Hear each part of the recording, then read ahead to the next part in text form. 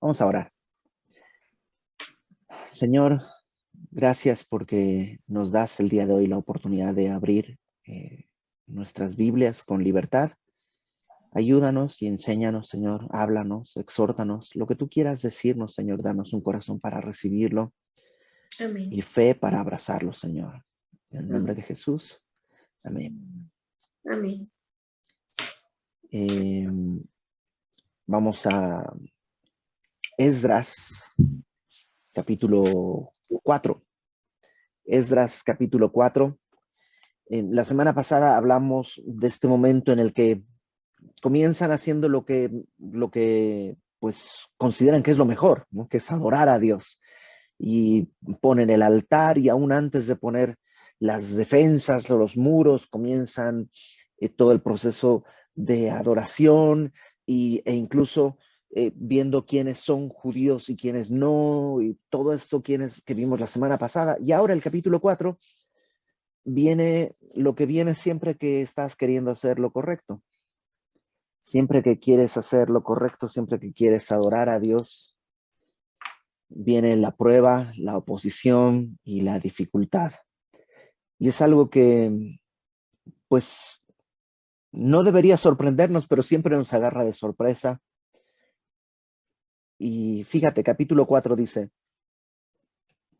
oyendo los enemigos de Judá, y puedes subrayar la palabra enemigos, porque desde ahí nos dice de quiénes estamos hablando. Los enemigos de Judá y de Benjamín, que los vecinos de la cautividad, acuérdate que Jerusalén está en el sentido de que ahí están las ruinas, pero no hay ciudad, o sea, no existe, ¿no? Y los que han llegado están viviendo en ciudades, en poblaciones cercanas, y van a Jerusalén pues a tratar de edificar primero el altar y el templo y todo, pero no son los únicos que viven por ahí. Están otras ciudades, otras poblaciones de distintas nacionalidades.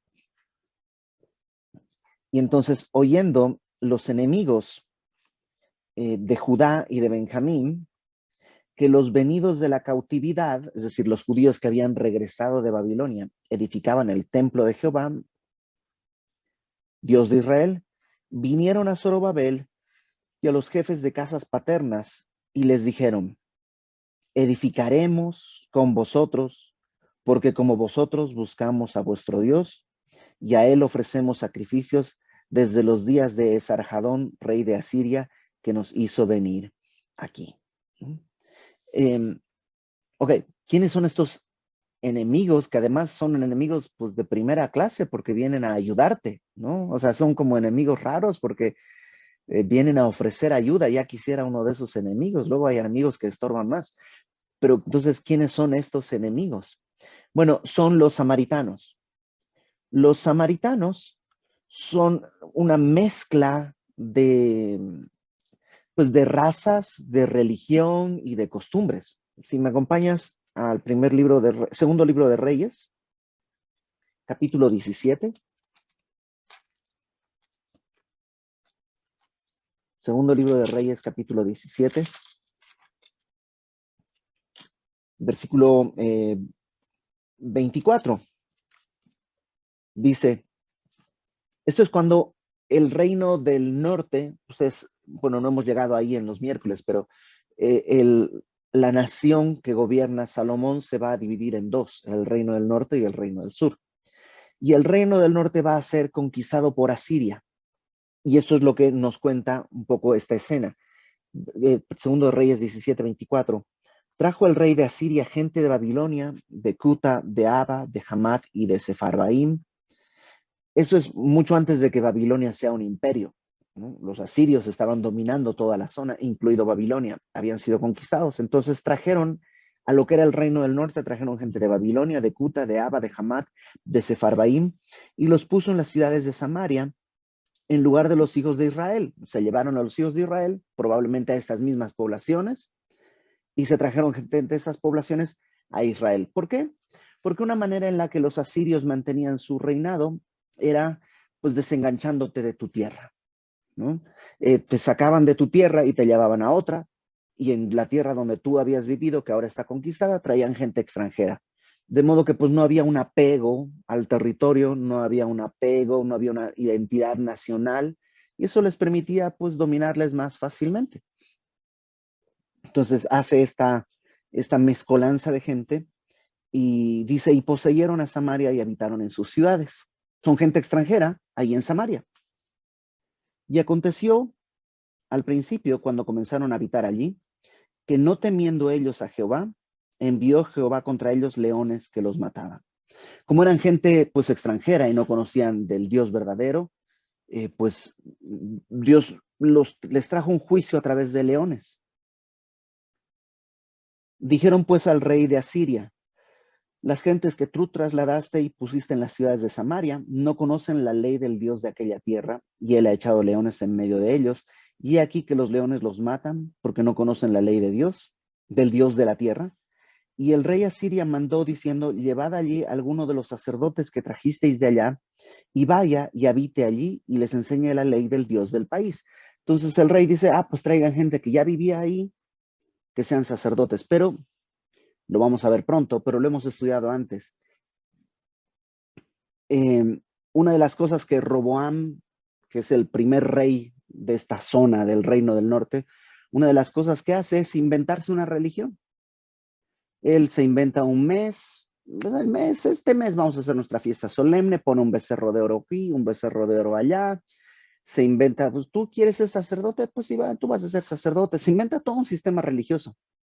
Y ese sistema religioso es el que pues, lleva a la ruina a toda la nación, y por eso son conquistados por Asiria. Ahora el rey de Asiria manda a traer a esos sacerdotes para enseñarle a la gente a adorar, porque están comiéndose los leones. O sea, ellos no están ellos comiéndose a los leones se los están comiendo. Y entonces, pues o sea, tienes gente ignorante enseñados por gente que tampoco conoce nada. Y el resultado son, pues, los samaritanos. Una suma de tradiciones y leyendas y es una mezcla extraña. De hecho, dice acá, verso 28, y vino uno de los sacerdotes que había llevado cautivo de Samaria y habitó en Betel, y les enseñó cómo habían de temer a Jehová, pero cada nación se hizo sus dioses y les pusieron en sus templos de los lugares altos que habían hecho los de Samaria, cada nación en su ciudad donde habitaba. Los de Babilonia hicieron a Sucot Benot, los de Cuta hicieron a Nergal, los de Hamat hicieron a Sima, los sabeos hicieron a Nibhaz y a Tartac, los de Sefarbaim quemaban a sus hijos en el fuego para adorar a Adralec y a Namalec, dioses de Sefarbaim. Temían a Jehová porque había leones, e hicieron del bajo pueblo sacerdotes de los lugares altos que sacrificaban para ellos en los templos de los lugares altos. Temían a Jehová por los leones, no por devoción genuina, y honraban a sus dioses según la costumbre de las naciones de donde habían sido trasladados. O sea, era básicamente un relajo, ¿no? Es una mezcla de religión, con tradición, con cultura, con costumbres, con lógica, con todo. Y eso van a ser los samaritanos. Por eso los judíos no se llevaban con los samaritanos, porque los samaritanos, aunque de alguna manera adoraban a Jehová, en realidad era todo muy raro. ¿Te acuerdas que en Juan 4, la samaritana que está con el Señor Jesús, le dice, nuestros padres dicen que debemos adorar aquí, ustedes dicen que en Jerusalén, ¿cómo está la cosa? Y Jesús le tiene que decir, bueno, la salvación viene de los judíos, pero no se trata de dónde, sino que la verdadera oración viene en espíritu y en verdad. Bueno, esos son los enemigos del pueblo. Y lo que vemos en esta zona, en esta parte del texto, es algo que, pues, Satanás hace. Una de las primeras estrategias para detener la adoración en nuestras vidas es buscar una alianza. O sea, Satanás se presenta como un amigo. No pasa nada, yo te ayudo. No pareciera un ataque, sino más bien sería tonto no tomar ayuda. O sea, en un momento de tanta destrucción y alguien te está ofreciendo ayuda, no es lógico rechazarla. El problema es que la ayuda no está adorando al Dios verdadero. Y muchas veces, por lo menos nosotros, hemos experimentado en medio de la oscuridad una luz que decimos, aquí está la ayuda, y resulta que la luz no era luz verdadera, era luz artificial. Y versículo 3, ellos escuchan, nosotros edificaremos con ustedes desde Sarjadón, rey de Asiria, que vinimos acá, estamos listos. Verso 3, Zorobabel, que es como el comandante, el gobernador de esta zona, ya hemos hablado de él. Jesúa, que es como el sumo sacerdote, y los demás jefes de casas paternas de Israel fueron hábiles, porque dijeron, no nos conviene edificar con vosotros casa a nuestro Dios, sino que nosotros solos la edificaremos a Jehová, Dios de Israel, como nos mandó el rey Ciro, rey de Persia. Lo que ellos hacen es decirles, no. Hay un concepto que es muy común en la Biblia cuando se refiere a matrimonio, que es el de yugo desigual. El yugo desigual es un concepto que se usa y se comprende bastante bien en términos de matrimonio. No te cases con alguien que no sea creyente. La primera vez que yo escuché eso fue en el caso de un amigo que él era cristiano, ella no era cristiana y estaban por casarse, pero al final no se casaron porque no compartían la misma fe. Y yo recuerdo, pues yo tampoco, yo no era ni cristiano, ni católico, ni judío, ni mormón, ni musulmán, ni árabe, o sea, nada, no creía ni siquiera en la fuerza de Luke Skywalker. Y recuerdo haber pensado, es ridículo.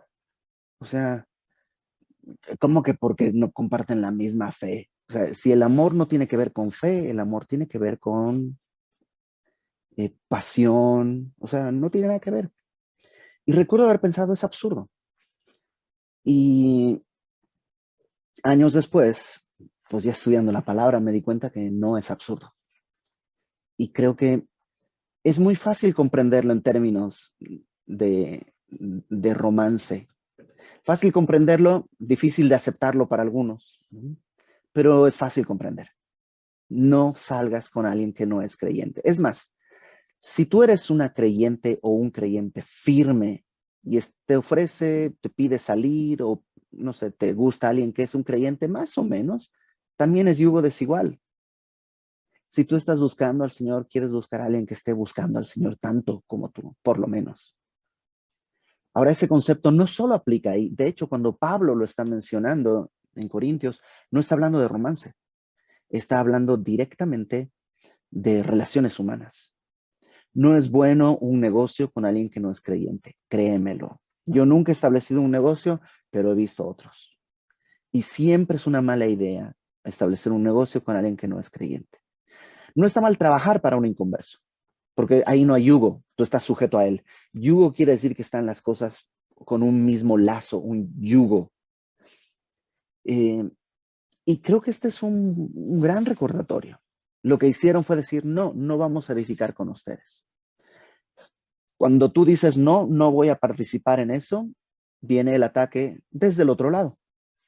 Versículo 4. Pero el pueblo de la tierra intimidó al pueblo de Judá y lo atemorizó para que no edificara. Ok, no que querían edificar, porque ahora están buscando que no se edifique. Es que esa era su principal propuesta desde el principio, solo que estaba disfrazada en un inicio. Ahora ya está descarada.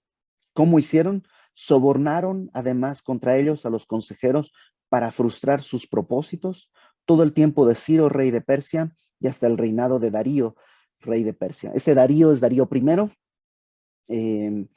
Si has estudiado el libro de Daniel, no es el Darío que aparece en Daniel capítulo, como el capítulo 6 por ahí. No es ese Darío, sino es el Darío I de Persia. O sea, lograron detener la obra a través de sobornos, a través de la intimidación, lograron detener la obra por 15 años. O sea, llegaron, estuvieron 2 años planeando, tratando de hacer, y de pronto pues primero es esta idea de les ayudamos, hagamos juntos, trabajemos juntos al final del día. Y luego viene esta otra idea de los vamos a atemorizar, vamos a sobornar, vamos a estorbar. Y por 15 años queda detenida la obra. A partir del versículo 6 hay una especie de paréntesis. Lo que el autor quiere mostrarnos es cómo esta obra fue detenida por tanto tiempo y cómo después de tanto tiempo el ataque no cesó, sino perseveró y perseveró y perseveró. Digamos que aquí se rompe la cronología, ¿ok? Entonces déjame leer el versículo 5 y me voy a brincar al 24. Okay, me voy a brincar del 6 al 23, porque esa sería la línea lógica de la historia, y luego vemos este paréntesis que está en medio. Versículo 5. Sobornaron además contra ellos a los consejeros para frustrar sus propósitos todo el tiempo de Ciro, rey de Persia, y hasta el reinado de Darío, rey de Persia. Verso 24. Entonces cesó la obra de la casa de Dios que estaba en Jerusalén y quedó suspendida hasta el año segundo del reinado de Darío, rey de Persia. 15 años de pausa. ¿Me prestas el? Gracias. Voy a ponerles una línea de tiempo. Esta es una, si tienes una Biblia de estudio inductivo, esta está en la página 522. Lo siento, olvidé que nadie tiene una Biblia de estudio inductivo, sino solamente yo, porque no existen a la venta, no hay cómo conseguirlas. ¿O alguien tiene? No. ¿Alguien tiene una Biblia de estudio Solo las inductivo? ganas de tenerla. Las ganas. Solo No, ganas. pero eso fue cruel. Sí, lo siento. Ok, pero si tuvieran una Biblia de estudio inductivo podrían ver este cuadro. ¿Qué es lo que tenemos aquí? En este punto está cuando Zorobabel llega y comienzan a reconstruir el templo. Aquí estamos nosotros cuando se detiene la construcción del templo. ¿Se acuerdan que hablábamos de Darío? Es este Darío del que estábamos hablando. Entonces, aquí en el 520 es donde se va a reconstruir nuevamente. O sea, todo este tiempo va a estar detenida la construcción del templo. Y lo que vamos a leer, lo vamos a leer como la oposición de los samaritanos. Comenzó acá, ¿no? Pero va a durar el tiempo de Esmerdis, el tiempo de Darío, el tiempo de Asuero e incluso el tiempo de Artajerjes. Que por eso este paréntesis, les digo, rompe la cronología. Va a mostrarnos cómo a lo largo de todo este tiempo se van haciendo distintas cartas para detener la construcción, ya no del templo, porque el templo se va a terminar de construir por acá. Aquí está el templo terminado. Pero aún cuando el templo está terminado, siguen escribiéndose cartas y cartas y cartas para detener ya no la construcción del templo, sino la construcción de la ciudad. Okay, eso era importante poder verlo para poder comprender un poquito mejor lo que vamos a leer. Si no, te va a hacer bolas porque no vas a comprender de dónde sale tanta gente y de qué reyes estamos hablando. Espero no haberles hecho, haber confundido de más. Y Ileana dice que ella tiene Biblia de estudio inductivo. Sí, pero no vale. Ok, volvamos al texto. En cualquier Biblia que tengas, aunque no sea la Biblia de estudio inductivo. Verso 6. En el reinado de Asuero, ¿saben qué? Voy a poner la imagen para que podamos ir viendo los reyes que aparecen ahí. Está. En el reinado de Asuero, este Asuero es el de Jerjes. Asuero es el de Esther. Ustedes se acuerdan que Esther se casa con un rey persa. Bueno, es este rey.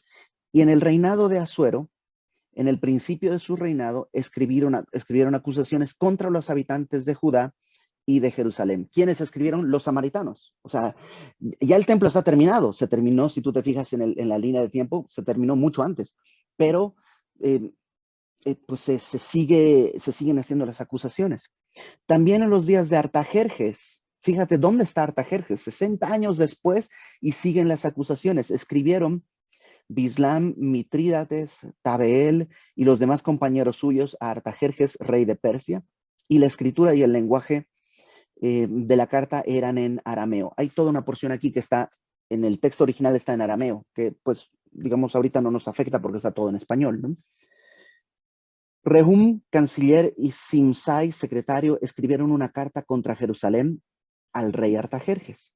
En tal fecha escribieron Rehum, canciller, y Simsai, secretario, y los demás compañeros suyos, los jueces, gobernadores y oficiales, y los de Persia, de Erec, de Babilonia, de Susa, esto es, los elamitas, y los demás pueblos que el grande y glorioso Asnapar, este Asnapar en la Biblia y en otros documentos históricos lo vas a encontrar como Arsubanipal, que es un rey asirio. Entonces, todos los que el glorioso Arsubanipal o Asnapar transportó e hizo habitar en las ciudades de Samaria y las demás provincias del otro lado del río. Esta es la copia de la carta que enviaron. O sea, es una copia en la que están de Babilonia, de Erec, de Susa, o sea, todos que después se conforman como los samaritanos, todos están enviando esta carta contra Jerusalén. Como les decía, el templo ya ni siquiera es el tema, el templo ya está terminado, pero ahora la ciudad está siendo reconstruida y vienen estas cartas. Aquí está la copia, versículo 11. Al rey Artajerjes, tus siervos del otro lado del río te saludan. Y es como una carta en la que te estamos honrando. Sea notorio al rey. Además, el tono de chisme es espectacular, ¿no? Mire, sea notorio al rey que los judíos que subieron de ti a nosotros vinieron a Jerusalén. Estos judíos fueron de Babilonia hacia la zona de Jerusalén, vinieron hasta nosotros y edifican la ciudad rebelde y mala y levantan los muros y reparan los fundamentos, los cimientos. Obviamente no hablan del templo, el templo ya está, ahora es la ciudad, están reparando la ciudad, pero es una ciudad rebelde y mala. Ahora, verso 13, sea notorio al rey que si aquella ciudad fuere reedificada y los muros fueren levantados, no pagarán tributo, impuesto y rentas, y el erario de los reyes será menoscabado. Ojo, rey, si la reconstruyen, no te van a pagar ni impuestos, ni rentas, ni nada. Es más, va a ser un perjudicial para ti. Verso 14. Siendo que nos mantienen del palacio, no nos es justo ver el menosprecio del rey.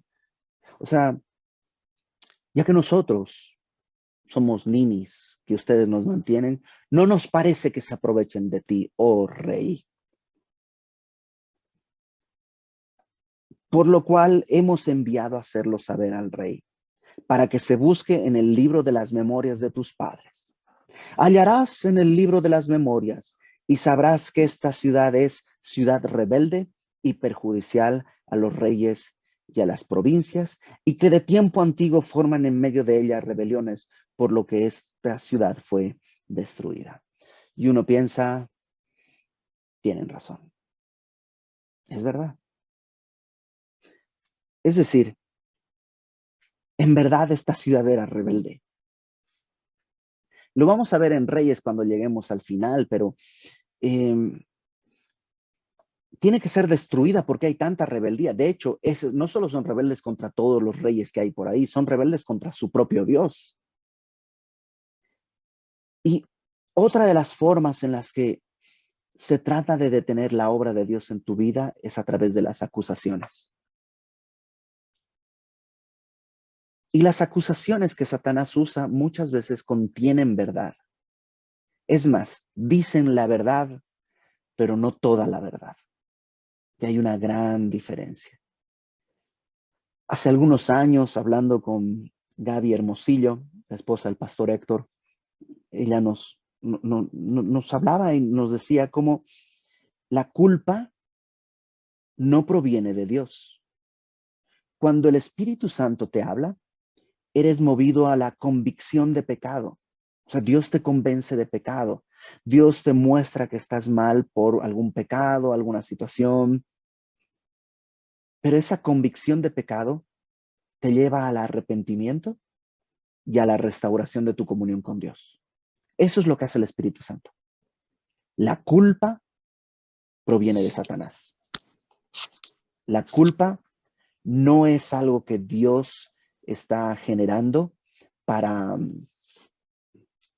nada. La culpa te aparta del Señor. Y como padres, por ejemplo, a veces queremos educar a nuestros hijos y hacerles sentir culpables por lo que hicieron. No, mira, me lastimaste. Está bien, ya no me hables. Me iré. Y como que tratamos de, a través de la culpa, mover su corazón. Y lo único que conseguimos es una de dos, o que en cierta edad se van a angustiar mucho, en otra edad se van a burlar de ti, porque pues ya saben que nomás es un melodrama, pero nunca los vamos a poder llevar al Señor, porque la culpa no es la herramienta de Dios. Ojo, no estoy diciendo que tenemos que ignorar lo que nuestros hijos hacen. No, tenemos que llevarles, pero no a través de la culpa, sino convencerles de su pecado a través del Espíritu Santo. Entonces, lo que están haciendo acá es acusación tras acusación tras acusación, porque son culpables, en verdad son así. Pero lo que no están diciendo es que Dios les ha amado, que Dios los castigó, los disciplinó por 70 años en Babilonia, pero que ahora Dios extendió su misericordia y les ha regresado. O sea, eso Satanás no te lo va a regresar, no te lo va a decir. Te va a decir, ¿otra vez pecaste? ¿Y así quieres adorar a Dios mañana? ¿Y así quieres mañana predicarle el evangelio a tu amiga, a tu hermana, a tu familiar? ¿Y así? Y solo te va a decir la verdad. Eres un pecador. Pero no te va a decir, Cristo pagó con su sangre por tu pecado, de modo que no se trata de quién eres tú, sino de lo que Dios está haciendo. Entonces viene la acusación, versículo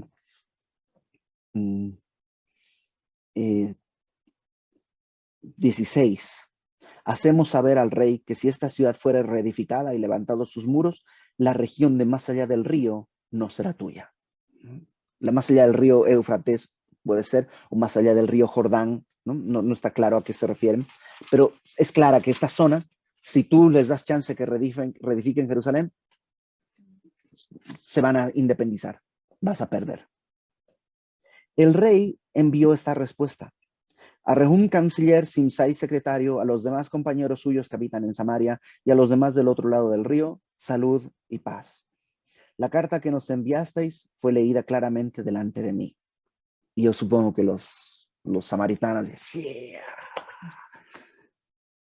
y por mí fue dada orden, y buscaron y hallaron que aquella ciudad de tiempo antiguo se levanta contra los reyes y se rebela y se forma en ella sedición. Sí, se dio cuenta de lo que son.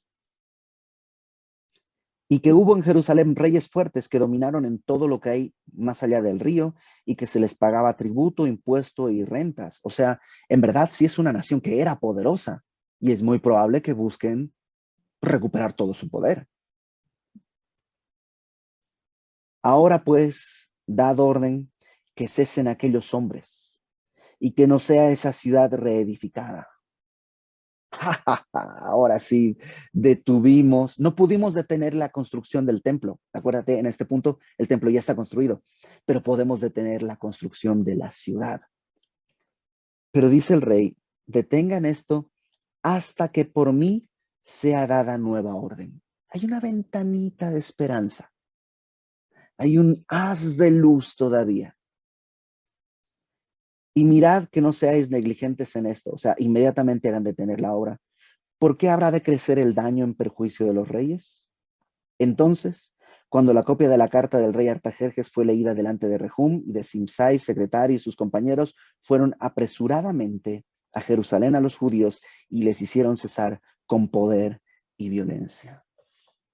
Y los van a detener. Y van y les quitan las herramientas, los amenazan y la obra se detiene por un buen rato.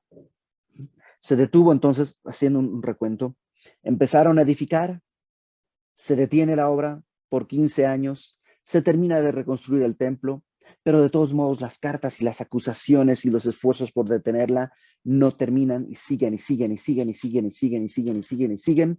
Y el rey dice, ok, detengan la construcción de la ciudad hasta que haya nueva información. Y esa nueva información llegará en 15 días, porque la próxima semana no tendremos reunión. Y lo que vemos acá simplemente es como cuando intentas adorar a Dios, porque eso es lo que hicieron en el capítulo 3. Dijeron, vamos a adorar a Dios y vamos a adorarle sin necesidad de protección, porque eso es lo primero. ¿Te acuerdas? Decíamos eso. A veces la lógica sería, pon los muros y luego pon el altar. Pero ellos dijeron, no, no, no, el altar va primero. Y empezaron a adorar y viene el ataque. Y el ataque es tan fuerte que la obra se detiene por 15 años. Y el ataque no cesa, aún hasta el rey Artajerjes. Así es en nuestra vida. Lo hemos experimentado muchas veces. Ahora voy a poner en orden mi vida y lo primero que viene es un problema y luego otro y luego otro y luego otro y luego otro. ¿Cómo va la frase? Ya no se siente lo duro, sino lo tupido. Y eso pasa. Pero ¿qué tenemos que recordar? Número 1, dice la palabra que conozcamos las estrategias, las estratagemas de Satanás. Y Satanás no es muy creativo en ese sentido. Siempre va a usar lo mismo. Primero, tratar de unirse a ti. Si no lo logra, tratar de oponerse a ti. Y luego siempre tratar de acusarte, ya sea ante Dios. Apocalipsis dice a Satanás que es el acusador, pero a veces te acusa ante tu propia conciencia. Y lo que tienes que recordar es la gracia de Dios. En Apocalipsis, ya llegaremos ahí, a estudiarlo verso a verso con calma un día, pero cuando habla de los acusadores, dice que ellos le han vencido por medio de la sangre del Cordero. En segundo lugar, creo que es importante recordar que sí, la acusación no terminó nunca, pero el templo sí. O sea, el templo sí se acabó. Y el ataque nunca va a acabar, pero la obra de Dios sí. Sí llega a término. Él lo prometió. El que inició la buena obra en nosotros, Él la va a llevar a término. Puedes seguir adorando y puedes seguir confiando en Dios. El pueblo se intimidó. Sí, se dejaron espantar. Y por 15 años van a dejar espantados ahí. Y lo veremos en la próxima sesión cómo tiene que venir un profeta y decirles, oigan, ya basta de sus casas artesonadas, retomemos la obra. El pueblo se intimidó. Y a veces, te digo una cosa, yo soy de espíritu bien frágil. La verdad es que soy de espíritu bien frágil en cuanto tiene, por ejemplo, todo lo que tiene que ver con trámites. Tengo que renovar mi pasaporte, tengo que renovar la visa de Estados Unidos, o sea, tengo que hacer todo. Y este mes toca la verificación. Y ya les dije el domingo que todo lo que yo hago va a salir mal. O sea, cada que intente renovar mi pasaporte, mi nombre va a salir mal escrito, la visa va a tardar mucho. O sea, y a la primera de cambio, la neta, mi corazón es bien frágil en esto. Y lo que yo he visto y lo que veo acá es que Dios no depende de la fidelidad y la fortaleza del pueblo. Sí, se intimidaron, sí se espantaron, sí paró la obra. De todos modos, Dios la terminó. Y no es el primer pasaporte que tengo que renovar. Y la vez pasada verificamos el coche, a pesar de que fue un trámite como de 3 horas ahí estar metidos porque no quería el cuate verificarlo. Y al final del día, de alguna manera, el Señor siempre ha sido fiel. Y te cuento mi experiencia porque es la que conozco, pero estoy seguro que tú tienes tus propias historias.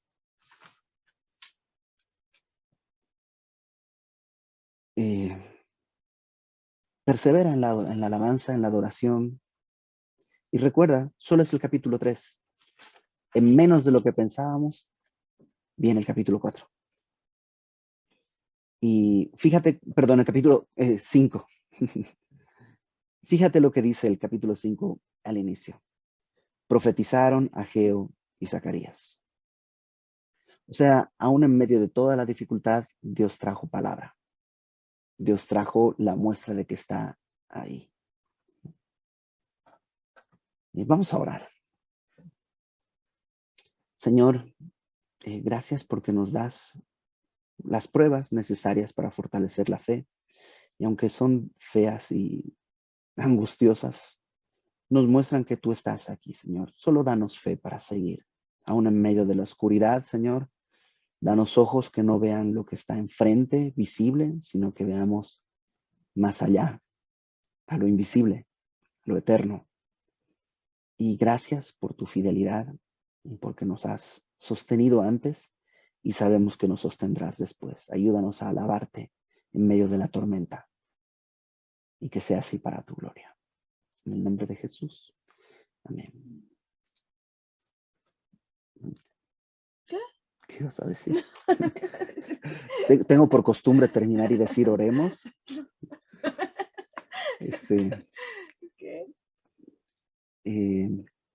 Primero tú, ¿qué vas a comentar? Y luego yo tengo una serie de bibliografía que recomendarles, ¿ok? Ay, es que se me van a bien. Bueno, escuchando, realmente siempre estamos, o sea, ellos llegaron a una ciudad que ya había enemigos, ¿no? Y realmente nosotros, pues sí, tenemos enemigos porque no pertenecemos a este mundo y lo vimos en Eclesiastés, ¿no? Y por donde quiera que estemos, o sea, aunque estemos rodeadas de pura gente cristiana en una sociedad cristiana y armamos una ciudad de cristianos, va a haber enemigos porque estamos ahí nosotros, ¿no? Nuestra carne, nuestro pecado y nosotros somos el enemigo de alguien, ¿no? Entonces al final siempre es una lucha contra algo y como decía mi esposo que pues sí, intimida, espanta, detiene, ¿no? Yo creo que de las cosas que yo siempre veo sobre todo en mí es ese freno, ¿no? Y a veces como freno de mano, ¿no? No sé, o sea, como muy, muy drástico. Y eso hay que confiar en el Señor, pero me llamaba la atención que el ataque o los enemigos no son contra nosotros. Y creo que a veces nos duele mucho porque lo sentimos personal, ¿no? Como que se trata de mí. Y la realidad es que el mundo nos ataca porque se trata de Jesús. Entonces, cuando nosotros nos quitamos de que no nos están odiando por ser Lucy, ¿no? Que sí merecerían odiar mucho a lo mejor a esa Lucy por muchas cosas que probablemente corazones que lastimé, ¿no? Pero la realidad es que el mundo lo que nos duele es porque están odiando a Jesús, ¿no? Y eso tendría que ser la razón. Tendríamos que analizar nuestra vida para saber si te están odiando por cristiano o te están odiando porque mereces ser aborrecido por tus malos actos, tu pecado, ¿no? Y Jesús dice, no te sorprendas, o sea, a mí me aborrecieron, ¿no? Y nadie es mayor que su maestro.